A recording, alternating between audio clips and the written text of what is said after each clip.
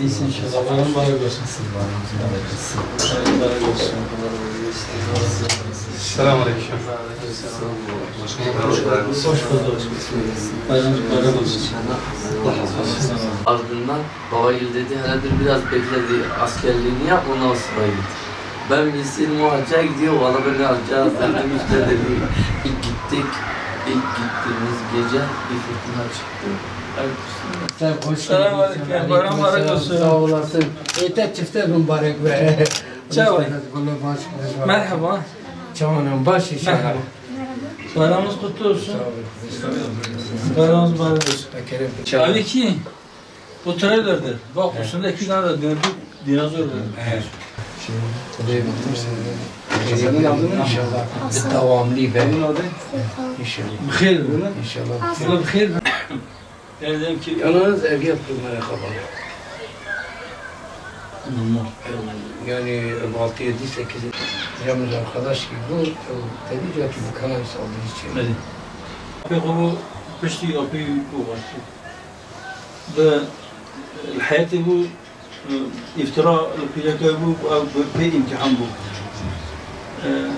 Yani hayatı bir boykot, برچگونی سوء چه به جهات سری نه حبیب خدا بود لبا خدا یکی جه شتر یکی جه قیمتر هم نه و بعلم عقم مصیبت غیرشان bayramınız mübarek olsun. Nasılsınız? İyisiniz inşallah. Yenge gelsin de gelmesin. Sana lazım olacak. Merhaba. Bayram mübarek olsun. Tekrar bayram mübarek olsun. Selamun aleyküm. Rahmetullahi ve Selamünaleyküm. Nasılsın? Hacı baba nasılsın? İyisin inşallah. Allah razı olsun. Mehmet abi nasılsın? İyisin inşallah. Allah iyilik versin. Keyfin güzel mi? İdare ediyor mu?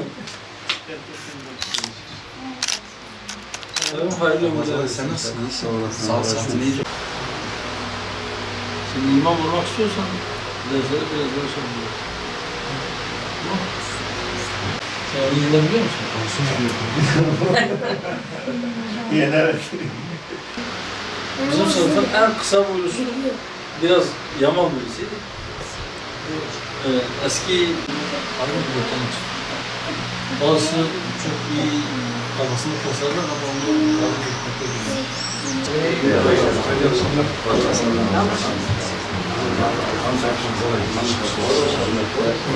Aleykümselam, hoş geldiniz. İbrahim merhaba. Nasılsın? Nasılsınız? Allah razı olsun. İbrahim Allah senden razı olsun.